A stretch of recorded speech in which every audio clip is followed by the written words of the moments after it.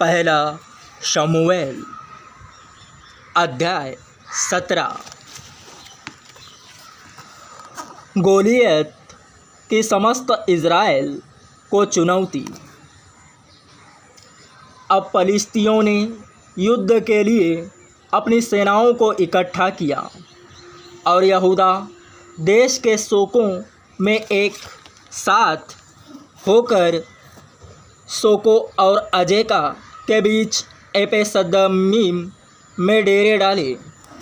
शाऊल और इज़राइली पुरुषों ने भी इकट्ठे होकर एला नामक तराई में डेरे डाले और युद्ध के लिए पलिश्तियों के विरुद्ध पाँति बांधी। पलिश्ती तो एक ओर के पहाड़ पर और इज़राइली दूसरी ओर के पहाड़ पर खड़े रहे और दोनों के बीच तराई थी। तब पलिश्तियों की छावनी में से गोलियत नामक एक वीर निकला जो गत नगर का था और उसकी लंबाई 6 हाथ 1 बित्ता थी। उसके सिर पर पीतल का टोप था और वह एक पत्थर का झिलम पहने हुए था जिसका तौल 5000 शेकेल पीतल का था। उसकी टांगों पर पीतल के कवच थे और उसके कंधों के बीच बरछी बंधी थी। उसके भाले की छड़ जुलाहे के डोंगी के समान थी और उस भाले का फल 600 शकेल लोहे का था। और बड़ी ढाल लिए हुए एक जन उसके आगे आगे चलता था। वह खड़ा होकर इज़राइली पाँतियों को ललकार के बोला, तुमने यहाँ आकर लड़ाई के लिए क्यों पाँति बांधी है? क्या मैं पलिश्ती नहीं हूँ और तुम शाऊल के अधीन नहीं हो? अपने में से एक पुरुष चुनो कि वह मेरे पास उतर आए। यदि वह मुझसे लड़कर मुझे मार सके तब तो हम तुम्हारे अधीन हो जाएंगे, परंतु यदि मैं उस पर प्रबल होकर मारूं तो तुम को हमारे अधीन होकर हमारी सेवा करनी पड़ेगी। फिर वह पलिश्ती बोला, मैं आज के दिन इज़राइली पाँतियों को ललकारता हूँ, किसी पुरुष को मेरे पास भेजो कि हम एक दूसरे से लड़े। उस पलिश्ती की इन बातों को सुनकर शाऊल और समस्त इज़राइलियों का मन कच्चा हो गया और वे अत्यंत डर गए। दाऊद शाऊल की छावनी में। दाऊद यहूदा के बैतलहम के उस एप्राती पुरुष का पुत्र था जिसका नाम ईशै था और उसके 8 पुत्र थे।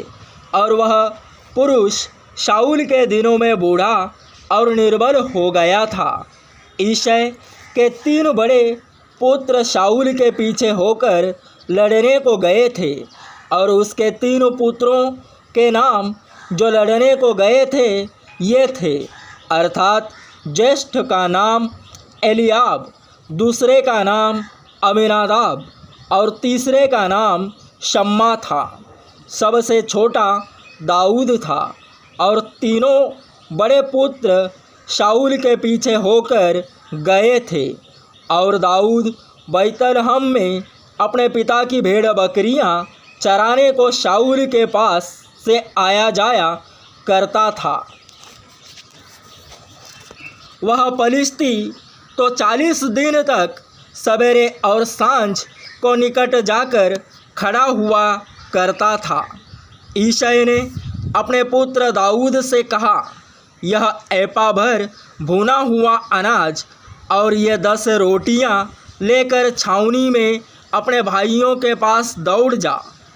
और पनीर की ये 10 टिकियाँ उनके सहस्त्रपति के लिए ले जा और अपने भाइयों का कुशल देखकर उनकी कोई निशानी ले आना।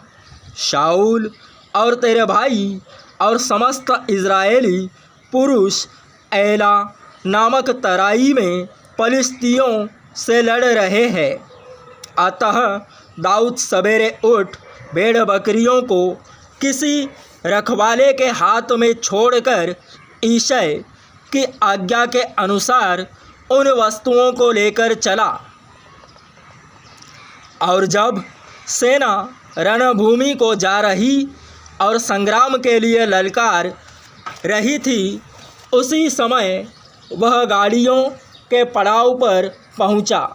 तब इज़राइलियों और पलिश्तियों ने अपनी अपनी सेना आमने सामने करके पाँति बांधी।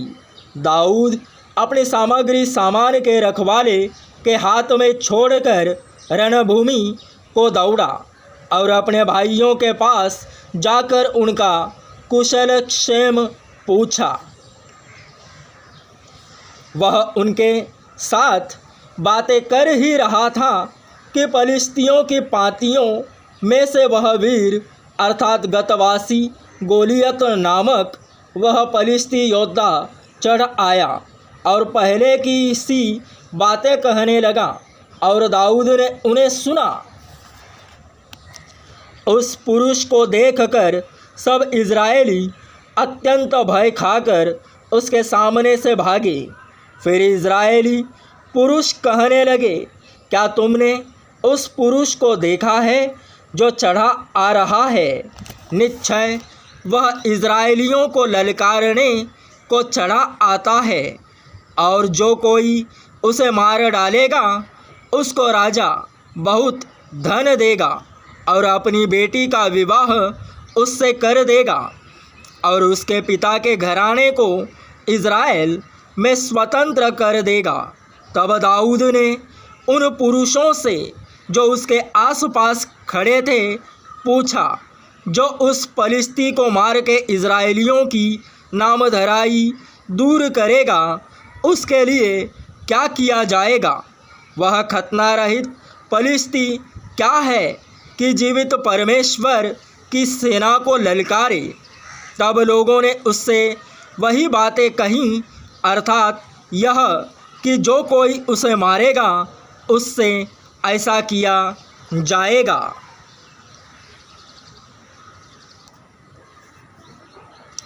जब दाऊद उन मनुष्यों से बातें कर रहा था, तब उसका बड़ा भाई एलियाब सुन रहा था। और एलियाब दाऊद से बहुत क्रोधित होकर कहने लगा, तू यहाँ क्यों आया है? और जंगल में उन थोड़ी सी भेड़ बकरियों को तू किसके पास छोड़ आया है?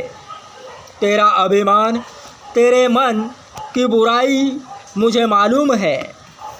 तू तो लड़ाई देखने के लिए यहाँ आया है। दाऊद ने कहा, अब मैंने क्या किया है? वह तो निरी बात थी। तब उसने उसके पास से मुँह फेर के दूसरे के सम्मुख होकर वैसी ही बात कही। और लोगों ने उसे पहले के समान उत्तर दिया। जब दाऊद की बातों की चर्चा हुई, तब शाऊल को भी सुनाई गई और उसने उसे बुलवा भेजा। तब दाऊद ने शाऊल से कहा, किसी मनुष्य का मन उसके कारण कच्चा न हो, तेरा दास जाकर उस पलिश्ती से लड़ेगा।